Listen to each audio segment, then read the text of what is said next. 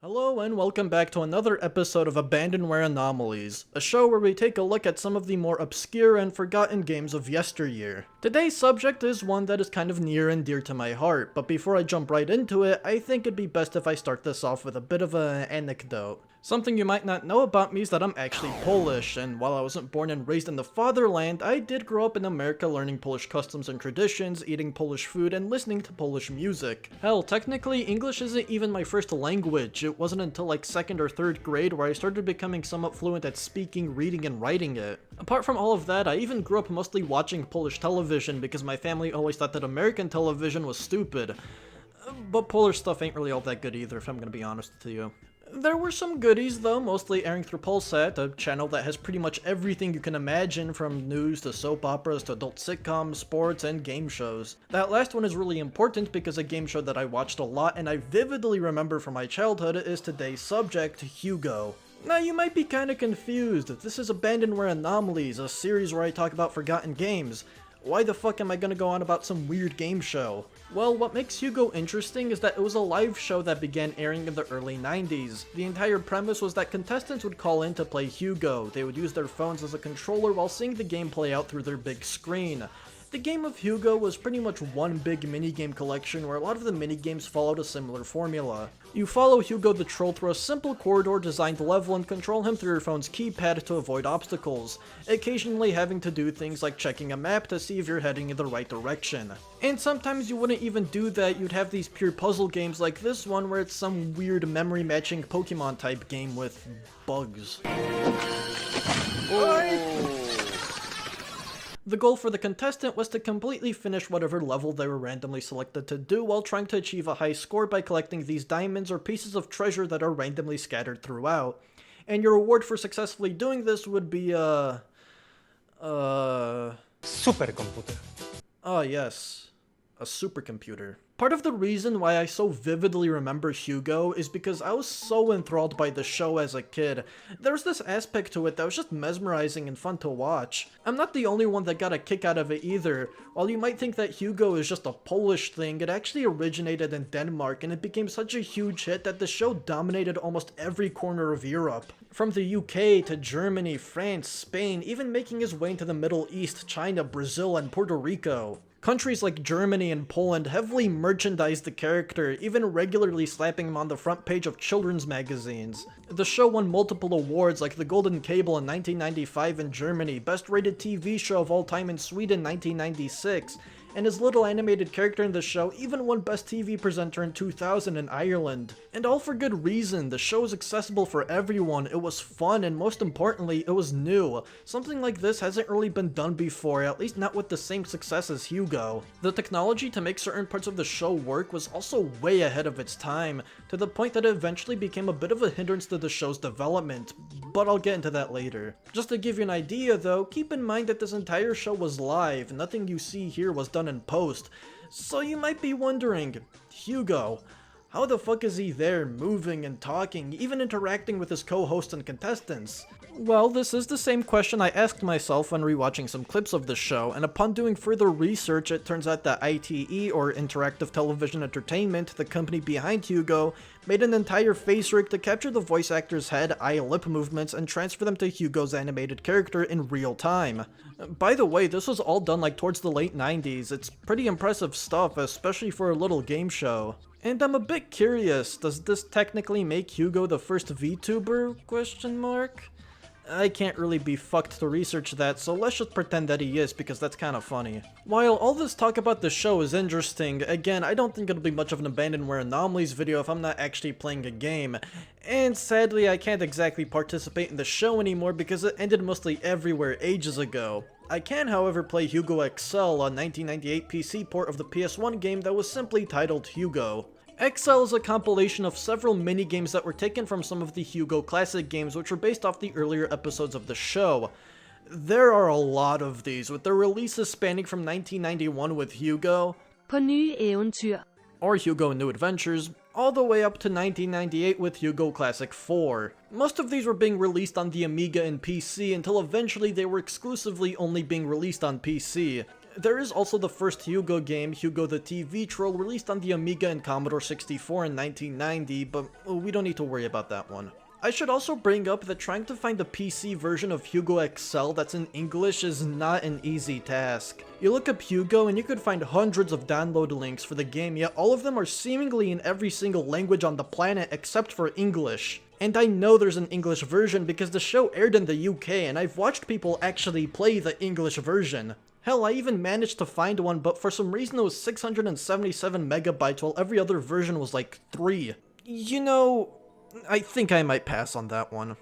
So I guess we're playing the German version instead, and luckily for you guys, I do know a bit of the Deutsch.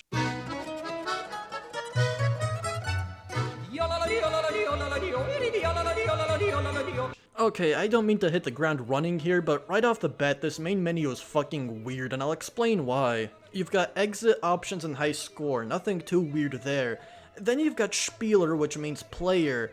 They could have just used Spiel or Spielen, but this still gets the point across. And then you've got Spielmodus, which is like game mode? I have no idea what this means. The name of this mode doesn't give me the slightest idea of what I'm signing myself up for. Is this supposed to be like a practice mode? Because I mean, if so, a better name for it would have been like Übenmodus. Maybe I'm just not German enough to understand this, so I guess there's really only one way to find out. Endlich spielen. Komm, wir trollen uns in den Wald. Gesundheit. You know, I don't think this whole German thing's gonna work out. Damn it, without an English copy of Hugo, how the fuck am I gonna make this video? Instaprize! Whoa, look guys, it's an English copy of Hugo with a legit, possibly legally obtained PlayStation 1 that can play PAL games. Let's fucking plug this bad boy in and give it a whirl. Okay, well I guess fucking Spielmodus means TV version. What the hell is up with the translation here? These two words have nothing in common. I don't understand how the German version is so far off from this when there's a word for TV in the fucking language. And from what I can gather, what separates arcade from the TV version is they have full control over Hugo. It seems a bit harder and you can't freely select whatever level you want to play. I mean, I guess that's kind of accurate, because if you were actually playing this just like how it is on the Gameshow, you'd only need to move Hugo when there's an obstacle coming up. Level selection is a bit out of place, since in the Gameshow the minigames would be randomly selected for the contestant, but that's whatever. I should also mention that there is a story to this game that is accompanied with an opening cinematic. Unsurprisingly, it's not really anything to write home about. Hugo and his wife Hugolina are chilling in their home while their kids Rit Rat Rut are outside. Playing a game of round. Playing a game of round? Playing a game of round. My god, how do you mess that up? Okay, yeah, they're playing a game of round, I guess. And then they lose the round, and then we get a close-up of Rat's toothless gums. The kids try to retrieve the round, only to be kidnapped by an evil witch named Scylla. Then Hugolino runs out to save them, which also causes her to get kidnapped, and now it's entirely up to Hugo to rescue his family. The first minigame you get is simply called Forest. Not a forest, not the forest, nothing special, just forest. And it's about as generic and boring as the name itself. It's a side-scrolling platformer type minigame where you have to jump over various obstacles or duck underneath them. It's not good. God, the controls here feel so off. Nothing feels right. Hugo moves slow as shit, his jumps are pathetic and floaty, it takes a lot of getting used to, and just getting the timing down to make it over a small bear trap is annoying. You almost have to jump right as you're getting dangerously close to activating it. Do it any earlier than that and you'll most likely land right on top of it. I find that the controls in the arcade version to be even worse, honestly. Hugo could either be as slow as molasses as you see here, or if you give a small tap right of the D-pad, he goes right into sports mode. You'd think having the ability to make him run might make dodging these traps easier, but nope. When Hugo's running, his jumps become longer, making it really hard to judge where he's going to land. It doesn't help that you also can't correct yourself mid-air, so once you make Hugo jump, you'll be fully committed to it until he lands.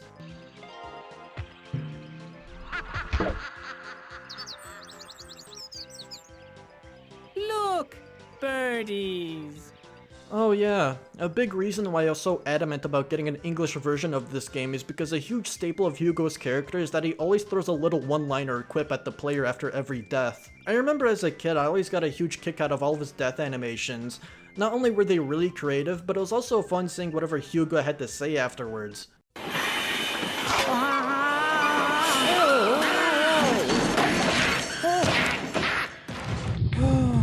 O rany! Mogło być gorzej!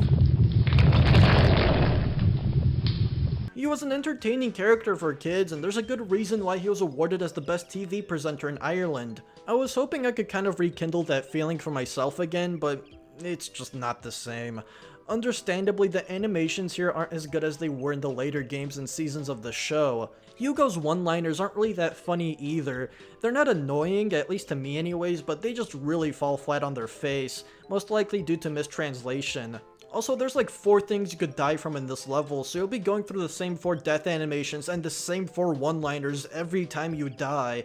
It gets old very quickly, especially with how this level is designed. Every trap and piece of treasure you see is all randomly placed and generated, and very little to no effort was put into making sure that the traps won't spawn right next to each other. So you'll have moments where you straight up just can't even go through the level without losing a life due to sloppy RNG. What's funny is that it's like a shitty double-edged sword here. You could either wind up with a level that is almost impossible to complete, or a level that is so incredibly boring.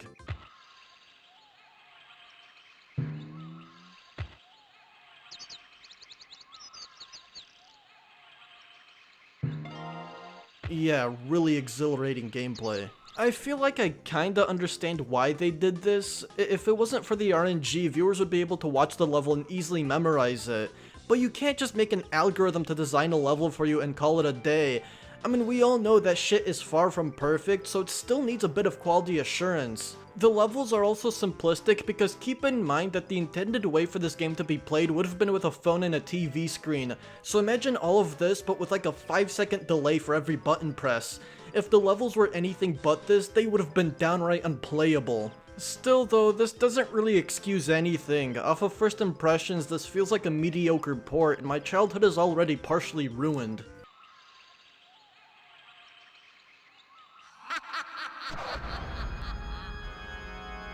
Oh no, the fog is coming. Actually, apart from the background and Hugo's face, nothing really changes. There's now boulders you have to avoid, and just like the regular traps, jumping over these things is wonky as hell. Okay, there was literally no way for me to get past that. Tralderit, tralderat, tralderut, this game is kaput. You know, you're not wrong about that. Next minigame. After this, you have Lumberjack.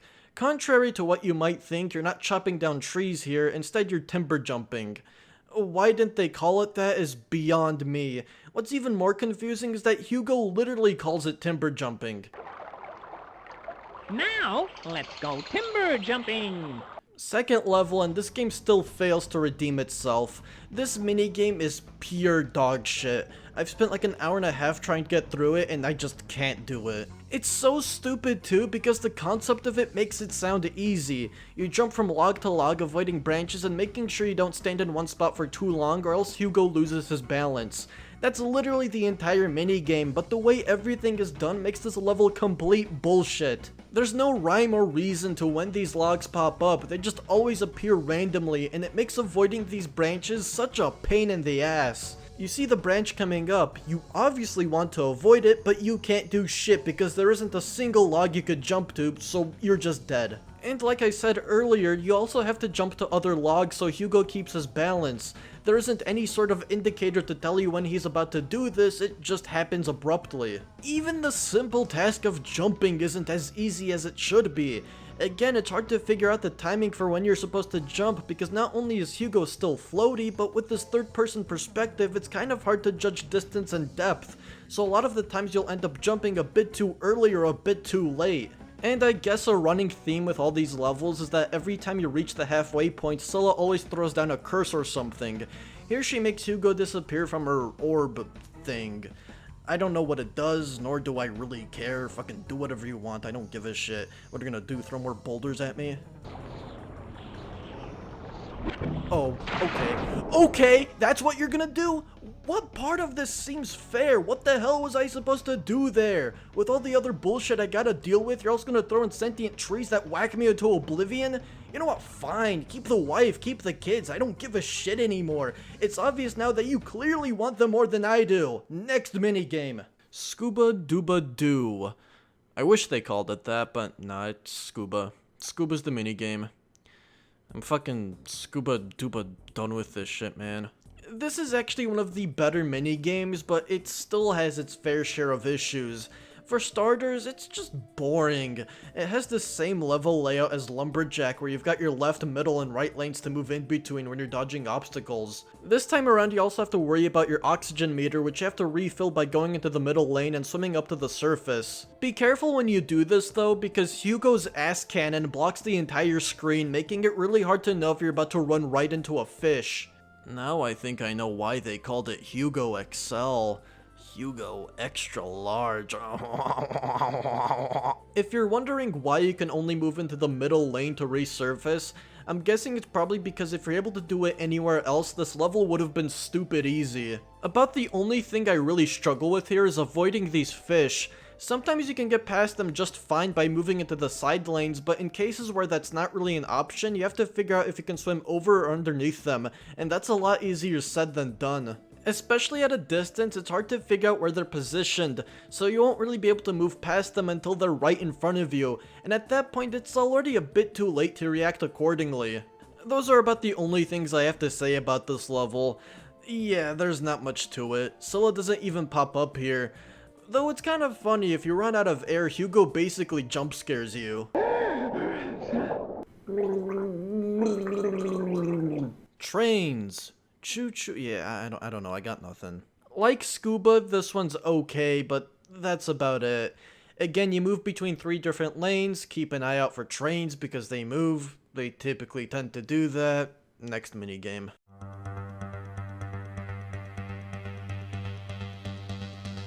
What?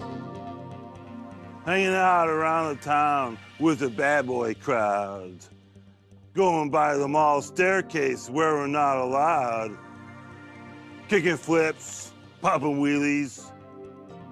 When we're feeling bored. Only tough guys know how to ride the hot rod skateboard. Yo, let's go skate! Okay, I'm not gonna lie, this level is actually pretty good. Honestly, it's almost flawless. For once you're given a lot of freedom with the controls and you're not limited to jumping between 3 lanes. You could also go to the edge of this half pipe to grab some treasure or hop over obstacles like these beaver dams or rocks. I also feel like the RNG wasn't completely unbearable to deal with here. I don't ever recall a time where I had to just give up a life because of some cheaply placed obstacles that I couldn't go around. I think the addition of these ramps greatly mitigated that issue. There's also background music in this level. It's nothing amazing, but at least it's something. I haven't mentioned how this game's soundtrack has a whopping total of like 3 songs. I'm not joking. You've got this, the main menu, and level select. All the minigames I've played previously were just completely barren in terms of music. It was nothing but ambience and the sound of Hugo's jumps. So having this simple loop play in the background is a really welcoming change. I know everything I've brought up might not sound all that jaw-dropping, and it really isn't, but every level I've played prior to this has been a complete stinker. So to have this one that throws in some minor improvements is already enough to make it god tier in my opinion. Call it wishful thinking, but I'm hoping that these last few levels keep that ball rolling. Next minigame. Planes! Well, one thing's for certain, the names aren't getting any better. But you might be damned to find out that this one's also pretty good. It's definitely not on the same level as Skateboard, but at least I'm not bored out of my mind or about to lose my shit. This is the most different out of the bunch. Again, you can freely control Hugo while he's flying his plane, you have to keep an eye on your fuel and avoid storm clouds. You've got a map to look at too, which tells you jack shit, but your main goal here is to fly over to Scylla's cave. One of the biggest issues I have with this game as a whole is that it never bothers giving you any sort of brief explanation about how each of the minigames work. I know most of these are fairly simple and straightforward, but still for levels like Lumberjack, a single sentence telling you about Hugo losing balance would have been nice. Here I think the map could have been presented better. Don't just throw this up at me and expect me to understand any of it. All you really need is a crude drawing that just says, this is where you start and this is where you end. Fuck, they don't even need to do that. Hugo is literally right there. They could have used him to throw out some tips for every minigame right before they start, but instead he just says some dumb shit that's barely even relevant to what you're about to do. Next minigame. Okay, I'm gonna let you guys take a guess on what this next one's called. I'll give you a hint, it takes place on a mountain.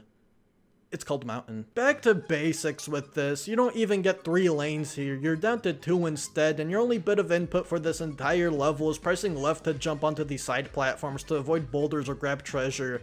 And occasionally you have to press square so Hugo can rappel up. This level is like Jello. Do you hate it? No, not really. But do you love it? No, there's nothing really special about it. It wobbles every time you poke it. That's how I feel about this level. There isn't anything to hate, but there isn't anything to love about it either. It's just there. The music was fun while it lasted, and now you gotta sit through Hugo saying yippee after every jump. Yippies! Yippies! Yippies! Yippies! Oh, you fucking bozo. I feel like a miner, 'cause now I'm in China. Get it? 'Cause it's like the saying, if you dig straight down, you'll end up in China. I don't know. It's a fucking terrible joke, Hugo. Get better material. Next minigame. Actually, I can't even get to the next minigame. I'm trying my best here, but it's not letting me. I thought going through all of these would unlock this one, but it's almost as if I have to unlock it some other way. Oh no. Oh no. I have to beat the game in arcade mode. Well, I suppose I could take the time to further elaborate some of the issues I have with this mode, like how if you lose all 3 of your lives here, you get sent back to square one. Most of the minigames in the TV version were already bullshit, but I feel like they were missing that bit of challenge that would make them excruciatingly annoying, so I'm glad the arcade version adds that in. Also, I'm glad that the forest level is the only minigame here that's actually different. Everything else is pretty much the same, making my job a whole lot easier. I don't really have to go through these again and whinge about everything I don't like. So, like I said earlier, in this mode you have full control over Hugo, and you can even make him sprint in this level. I've already said what I don't like about this. You can make Hugo run as fast as you want, but keep in mind that when he jumps, he can easily clear an entire continent, and you have no control over where he's going to land. About the only thing you can do is pray that you don't land right into a trap, or you have enough time to slow him down before he runs into one. It's clunky, awkward, and messy. It doesn't help that sprinting is a toggle, not a hold, and if you want Hugo to slow down, you have to press left on the D-pad and press it again if you want him to come to a full stop. It's completely backwards and counterintuitive. Even though this level normally goes at a snail's pace, I'd honestly say don't even bother with sprinting. It's more risk than it is reward. The only time you should do it is to get past these new falling boulders. I didn't mention this earlier, but you could also super jump here, which is pulled off by jumping right after landing.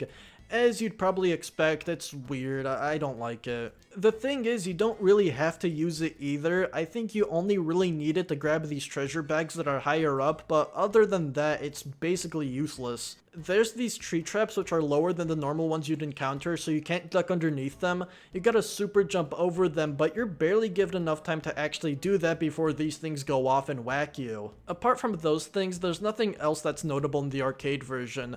There's cutscenes too, which is cool. You learn that Scylla kidnapped Hugo's family because trolls have some kind of magic that makes you young and pretty.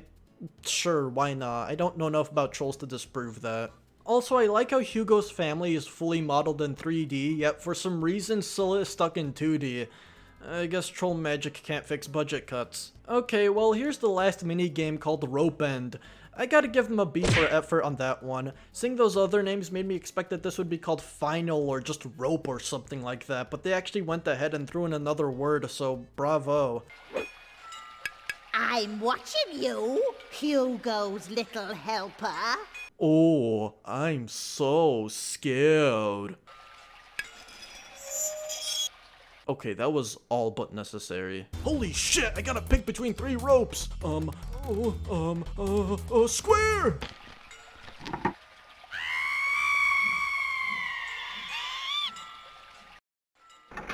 I did it. I saved the day. Well, thank fuck that's over. You know, before I went into playing this, I looked up the critical reception of the Hugo games, and they did not get a lot of praise. I was really surprised by this, because I mean, this is Hugo the game show troll, how can you hate him?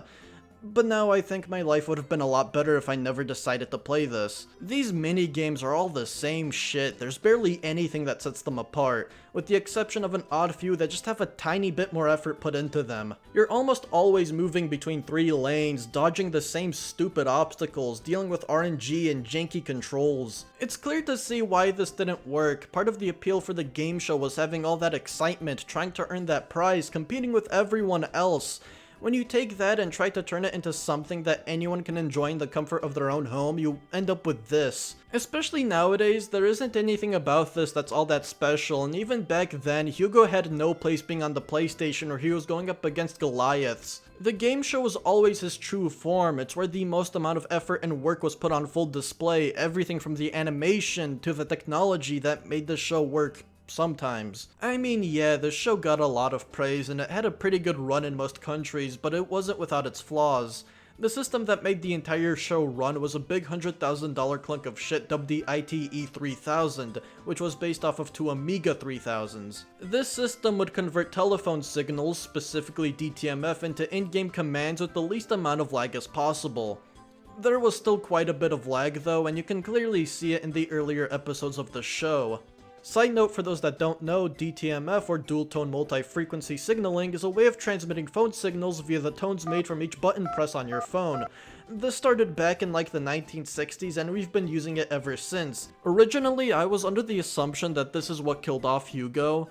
This stuff was impressive during the early to mid 90s, but by the turn of the millennium, I think many people started seeing Hugo as just a bit of a childish novel idea. I mean, would you really want to waste your time with a game show where you had to press buttons on your phone and wait like 5 seconds for the funny character to do something? When you had the wonders of the internet right at your fingertips, games that were probably leagues better at your own disposal, Hugo probably struggled keeping up with the times, especially with how fast technology has progressed in just a few short years.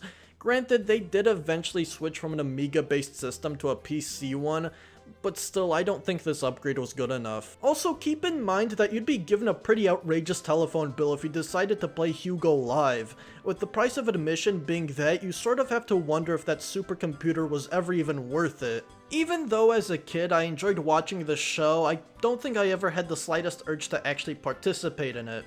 It looked cool and fun, but I think back then I was able to sense just how scuffed it probably was. On top of that, the critical reception of the standalone games probably dragged Hugo's reputation through the mud. I think these were all factors that played into Hugo's downfall, but after doing some research, there was something much worse happening behind the scenes. Going into the early 2000s, ITE was sold to a company known as Alacom, who made promises to expand Hugo into other markets, including the US.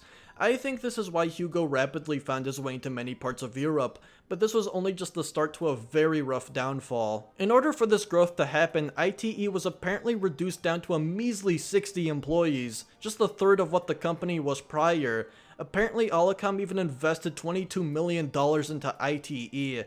They desperately wanted Hugo to make it big and were pushing ITE constantly to pump out standalone Hugo games just to increase sales. You had Hugo Quest for the Sunstones, Hugo the Evil Mirror, Hugo Frog Fighter, Hugo Buckazoom, Hugo Slap-a-Ball, Hugo Runamucka, the Agent Hugo trilogy. And that's only naming a few. These games were released on an almost yearly basis with none ever even coming close to getting above average reception. They were all bad. ITE kept going until 2006 when it was eventually sold out to a company known as NDS Group. Under this new ownership, ITE became NDS Denmark until it finally shut its doors in 2010, when only 53 employees were working for the company. The rights to Hugo were transferred over to Korea Media. Korea tried rebooting the series with their own Hugo trilogy with very little success. The games weren't very good, and on top of that, the damage had already been done. Hugo went from a fun game show idea to a greedy corporation's cash cow. After this failed attempt, Korea started rehashing classic Hugo games and releasing them for mobile phones, with the company even starting its own division solely dedicated to making more Hugo games. This lasted for a good while until that division started solely focusing on making Hugo the face for their slot games. There have been other attempts at trying to bring the Danish troll back into the limelight, such as a movie that was titled Hugo the World's Worst Comeback, teased back in 2014. Yeah, with a redesign like that, I think that name is more than fitting. This movie seemingly went nowhere. There hasn't been a single peep about it since its announcement. God, what a legacy to leave behind. Here I was thinking Rayman had it bad, at least he's still owned by the company that made him, and he hasn't devolved into a character for degenerate gamblers. What sucks is that I genuinely think now is the best time for Hugo to make a comeback in this true game show form, with live streaming becoming an increasingly popular way of viewing content, with streamers even implementing their own creative ways to add new levels of interaction for their viewers. There's definitely a few kinks that need to be ironed out for this to work with Hugo, but it's literally almost perfect. The problem is, no one really cares about Hugo. As big as he was during his prime, he quickly became such a niche thing that only a good handful of people would remember, and his legacy ended on such a sour note that I'm not even entirely sure what's up with him anymore. I don't even think he's owned by a company that would care enough to do something like this. I think the chances of Hugo making a comeback is slim to none at this point. I think we're better off hoping for a spiritual successor to come by and modernize the concept. Dalej, dalej, to już czas. Oby swoje wszystkie pilne plany przecież tyle czeka nas. Zapraszamy na wyprawę. Dalej, dalej, wstawaj już. Zamiast pójść na karuzelę szybko. Dwa przysiady znów. No i zagraj z przyjacielem. Baw się z Hugo, ucz się z Hugo. A na pewno już niedługo